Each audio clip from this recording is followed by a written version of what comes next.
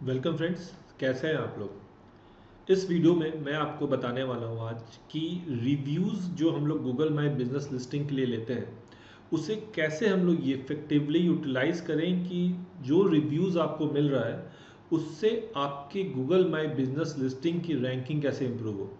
Generally होता क्या है कि सपोज़ आपका एक शू शॉप है और आपके यहाँ कोई कस्टमर आया और शूज़ लेके गया, शूज़ परचेज़ किया उसने।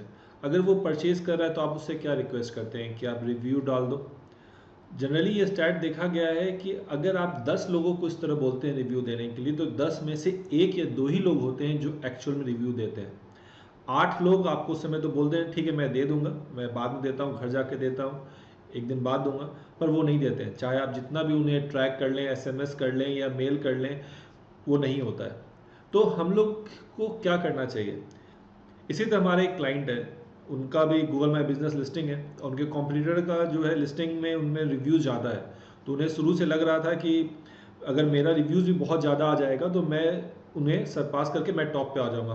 पर ये एक मिथ है कि अगर आपका ज़्यादा रिव्यूज़ है तो आपका लिस्टिंग टॉप पे आएगा, ऐसा कोई बात नहीं है। जो क्लाइंट है वो हमारे पास आए और हमें बोला गया कि आप और कितना रिव्यूज़ ला सकते हैं।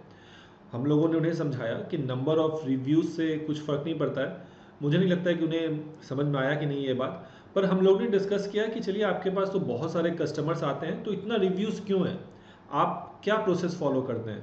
उन्होंने यही बताया कि जो भी कस्टमर हमारे यहाँ से परचेज़ करता है हम उन्हें बताते हैं कि आप मेरे लिए रिव्यूज़ देना, इस तरह करके फ़ोटोज़ अपलोड कर देना।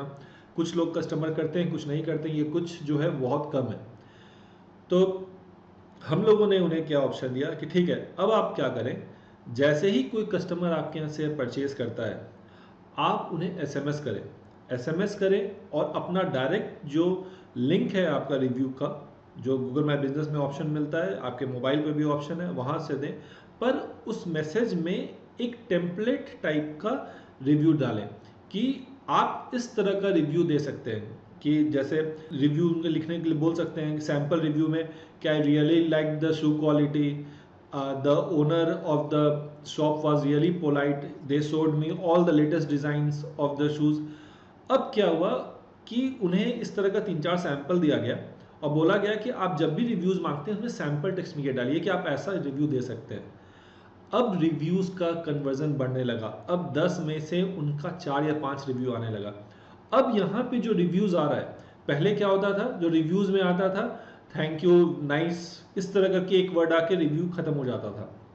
पर अब जो कस्टमर्स रिव्यूज़ दे रहे थे वो सेंटेंस के फॉर्म में दे रहे थे, जो सैंपल जो टेक्स्ट था उसके अकॉर्डिंग दे रहे थे। अब इस सैंपल टेक्स्ट का क्या फ़ायदा हुआ मैं आपको बताता हूँ। सैंपल टेक्स्ट में हम लोगों ने कीवर्ड इम्बेड किया, लेटेस्ट शूज़, क्वालिटी शूज़, इस तरह करके हम लोगों ने कीवर्ड इम्बेड किया। और जो कस्टमर्स भी हैं वही सैंपल टेक्स्ट वो यूज़ कर रहे थे रिव्यूज़ के लिए। और ये जो 10 से 12 नया रिव्यूज़ आया उसके कारण जो उनकी बिजनेस लिस्टिंग है वो टॉप पे आ गई। क्यों? क्योंकि इस बार जो रिव्यूज़ आ रहा था उस रिव्यूज़ में उनका कीवर्ड एम्बेडेड था। अब आप सोचिए कि कितना फ़ायदा हुआ। अगर आप एक सैंपल रिव्यू, सैंपल टेक्स्ट अगर आप अपने कस्टमर को देते हैं कि इसमें क्या लिखना है, तो वो नो ब्रेनर है, मतलब वो दिमाग नहीं लगाना चाह रहा। बहुत लोग ऐसे होते हैं कि मैं क्या लिखूं उन्हें समझ में नहीं आता है।